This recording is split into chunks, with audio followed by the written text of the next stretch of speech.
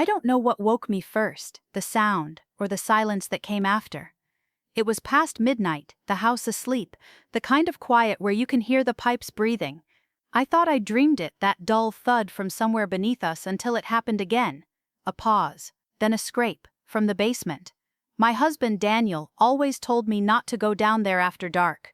"It's just storage," he'd say, half distracted, half smiling, the way people smile when they're not really listening. Old tools, boxes, wiring, not worth the dust. And I'd believed him, for years. But that night, lying there, I realized something. I'd never actually seen the basement. Not once in 7 years of marriage. I'd carried laundry down to the top step before, yes, but he'd always appear like clockwork, intercepting me with a "don't worry, I'll take it down." Sweet, helpful, attentive. Now in the dark it felt like control. I slipped out of bed quietly. His breathing was steady beside me, deep, rhythmic, like someone lost in a guiltless dream. I envied that kind of peace. I grabbed my phone, the flashlight trembling in my hand, and padded down the stairs. Each step creaked like it was tattling on me. The air grew cooler. The smell changed, less like home, more like earth and old metal. At the basement door I hesitated. It was locked. That shouldn't have surprised me. Daniel always kept it locked. He said the wiring was unsafe, and that the handle jammed.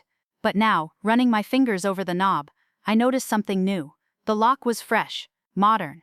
Not the old brass one that matched the rest of the house. He'd changed it. Recently. I almost turned back, almost. Then I remembered what had started this whole thing. The thuds, the scrapes, the muffled sound of something dragging. So I did what I shouldn't have done. I went to his office. The drawer I wasn't supposed to touch had a small silver key, tucked behind a stack of tax papers. I knew it was wrong. But the part of me that still trusted him had gone quiet weeks ago, replaced by something sharper, the kind of curiosity that grows teeth. The key turned easily. When the door opened, a gust of cold, stale air hit me. I pointed the flashlight down the stairs. Dust floated like ghosts. The walls were concrete, the kind of gray that swallows light. Boxes lined the sides, unmarked, ordinary. Too ordinary. But then I saw it. At the far end of the room, half hidden behind a tool rack, was another door. Wooden. New. The kind of door that didn't belong in a basement. The kind that had no reason to exist. I froze. My pulse climbed into my throat. The sound, that scrape, came again. Faint but unmistakable. From behind it. That was the moment the truth began to whisper. I wasn't just a wife checking the basement. I was a woman standing on the edge of something my husband didn't want me to find. And I knew, even before I took a single step closer, that nothing upstairs, no conversation, no love, no marriage would ever feel the same again. The next few days after Daniel's slip about the storage room felt off in ways I couldn't quite name. He was the same on the surface, the same pressed shirts, the same affectionate peck on the forehead before work, the same calm, responsible tone that had always grounded me. But it was like he'd gone on autopilot, like every word he spoke was rehearsed, and I started realizing how many parts of my life he controlled without me ever noticing. He always managed the bills. He handled the passwords, the cameras, the locks, even the groceries. I'd once thought it was love, a man taking care of things so I wouldn't have to worry. Now it felt like a pattern. Like he'd been removing small freedoms one by one, replacing them with trust, and the key. The silver key I'd found behind the laundry detergent weeks earlier. I hadn't thought much of it. It was small, old-fashioned, not like anything we used around the house. But the night after our fight, I found myself holding it again, turning it over in my hand, the metal cold against my palm. I kept thinking about his words. Don't go down there. The more he told me not to, the more the walls seemed to whisper go. The following Friday, he called to say he'd be working late. Again. It was the third late night that week. That was when I decided to stop pretending I didn't care. I waited until the house went quiet. The fridge hummed, the clock ticked, and somewhere outside, a dog barked twice, like it was warning me. I slipped on my cardigan and padded across the wooden floor, each step feeling like a question I couldn't take back. The basement door was at the end of the hallway, behind the shelf where Daniel kept old paint cans and tools. I moved the shelf aside, careful not to make a sound, and there it was, a door that didn't look like part of the house. The paint was newer, smoother, too perfect. The lock, brass and heavy, looked just right for the little silver key in my hand. I hesitated. For a second I could almost hear Daniel's voice behind me.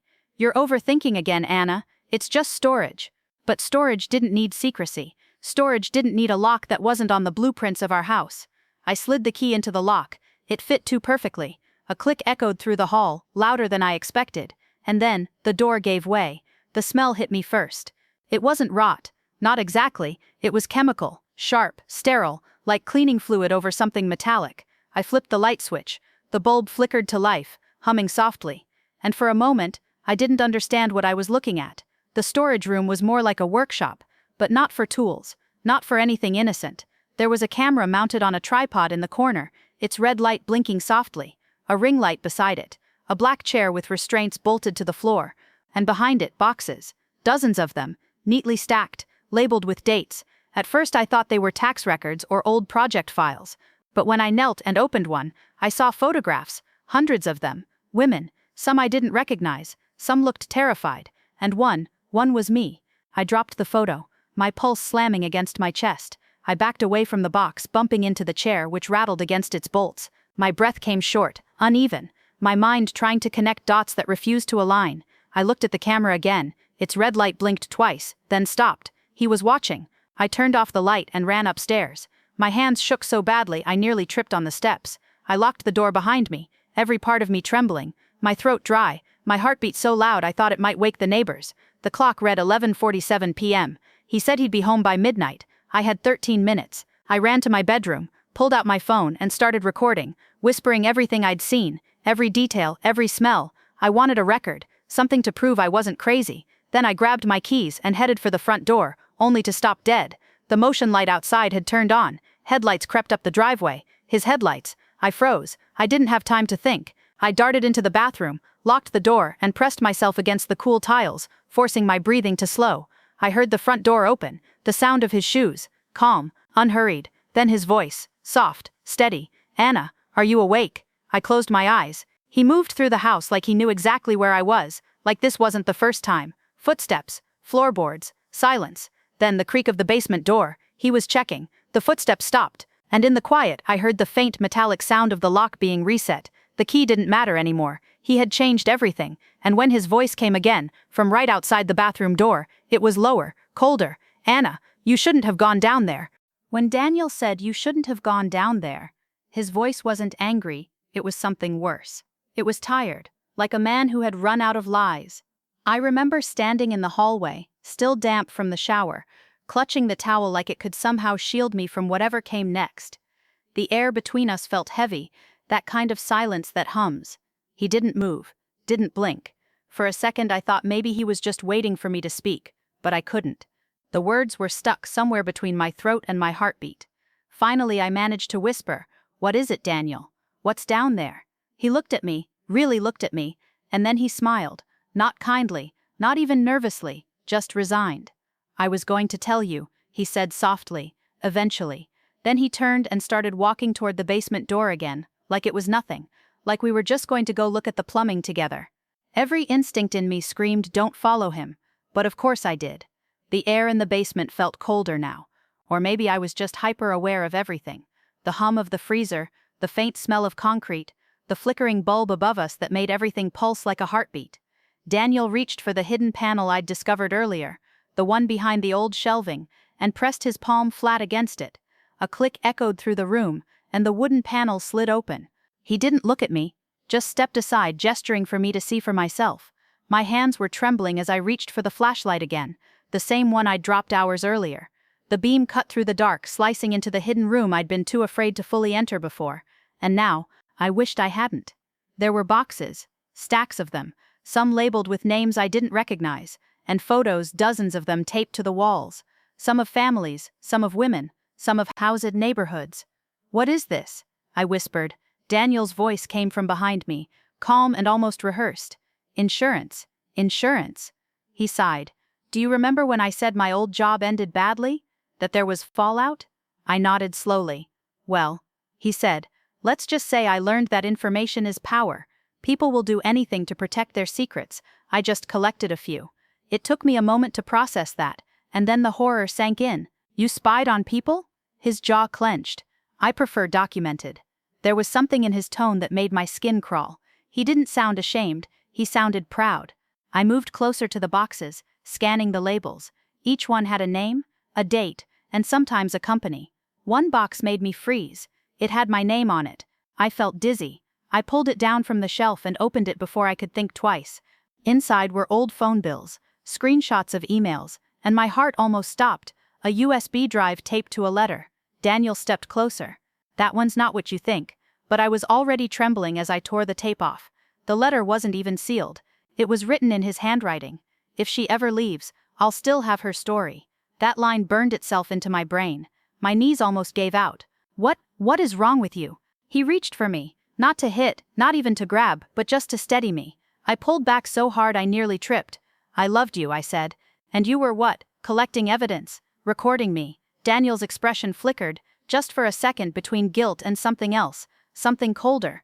You don't understand, he said quietly. You're part of it now. Everything I've built. I couldn't risk losing you, or what we have. That's when it hit me. He wasn't afraid of being caught. He was afraid of being alone. I backed toward the door, slowly. You need help, I said, my voice shaking. You need serious help. He took a step forward. And you need to stop digging into things you don't understand. Or what? I snapped. His face hardened. You'll ruin everything. For both of us. There it was, the threat beneath the calm. My heart was pounding so hard I could hear it in my ears. I scanned the shelves, looking for anything I could use to protect myself, to create distance, to buy time. But all I could think about was the USB in my hand. That drive was proof. Whatever this was, whatever he'd done, it was all there. I took a deep breath and said, I need some air. Daniel didn't stop me. He just watched, smiling faintly, as if he knew I'd come back. But I didn't. Not that night. Not ever again. When I reached the top of the stairs, I locked the door behind me and ran. Barefoot, keys in one hand, USB in the other. I didn't even know where I was going, only that I had to get out before he changed his mind. The cold night air hit my face like a slap. My lungs burned. My mind raced. And as I pulled out my phone to call the police, my screen lit up with a text. It was from Daniel. You shouldn't have gone down there. But since you did, make sure you tell them everything. Attached was a photo of me, standing in the basement, taken from behind. I dropped the phone. I didn't sleep that night. I sat in my car across from the house until sunrise, watching the light crawl across the windows like it was testing if he was still in there. The USB sat on the passenger seat, tiny, ordinary, but it felt heavier than the steering wheel in my hands. I replayed everything, the boxes, the photos, the letter, until my head throbbed. Every time I closed my eyes I saw that message. Make sure you tell them everything. It wasn't a threat. It was a dare. When morning came, I drove straight to the police station. They kept me in a small interview room for hours. I handed over the drive and my phone, told them everything, the hidden door, the files, the photos. At first the officer's face didn't change, but when the tech team plugged in the USB, the air in the room shifted. There were dozens of folders, recordings, copies of personal emails, and documentation that reached far beyond our town. Daniel hadn't been keeping souvenirs. He'd been collecting leverage on his old colleagues, clients, even his own boss.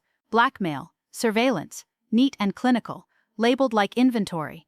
The detective looked at me like she was trying to measure whether I was a victim or a witness. Maybe both. Do you feel safe going home? She asked. I shook my head.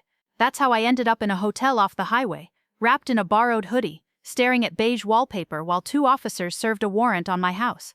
They told me to wait. I told myself not to cry. By the second day, the news broke. Local man under investigation for data crimes. That's how they phrased it. Clean, simple. No mention of the hidden room or the woman who found it. But the picture they used, Daniel's corporate headshot, made me feel like the walls were closing in again.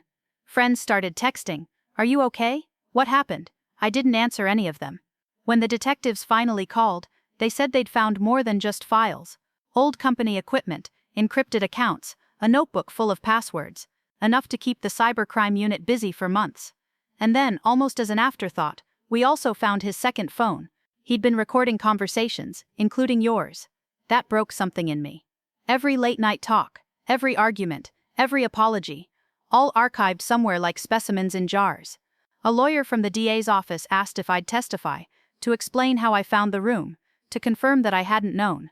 I said yes, not because I wanted revenge, though I won't pretend I didn't, but because I wanted to take my voice back. The courtroom was colder than I expected. Daniel wouldn't look at me when they brought him in.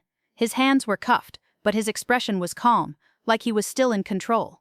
When it was my turn to speak, my legs shook, but my voice didn't. I told them everything, from the first time he said don't go down there, to the moment I ran barefoot into the night. I didn't dramatize it. I didn't have to. The truth was enough. And for the first time since this began, I watched him flinch. He pleaded guilty to multiple charges: illegal surveillance, data theft, obstruction. They sentenced him to 5 years. It wasn't everything he'd taken from me, but it was a start. I moved out of that house, sold it within months, bought a small apartment downtown with sunlight and no basement. For weeks, I couldn't open a closet without my heart racing. The sound of a door creaking would make me freeze. But therapy helped. So did time. So did the quiet. One afternoon, months later, I got a package with no return address. Inside was a small flash drive and a note. "You forgot one file." I stared at it for a long time before plugging it in. It was a single audio clip, Daniel's voice. "If you're hearing this, I guess you found everything. You always were curious. That's why I loved you." I deleted it. Then I emptied the trash, and when I closed the laptop, I felt something I hadn't felt in a long time: peace. People still ask how I didn't notice sooner, how someone can live beside a stranger. I used to think it was weakness or naivety. Now I know it's something else: trust. We build our lives on it, brick by brick, until one day we see the cracks. I tell them I survived because I finally stopped trying to protect a man who never protected me. The basement is gone, the boxes are gone, but the lesson remains: secrets don't stay buried forever. And as for me, I'm still rebuilding, still learning to breathe, but this time the walls around me are mine.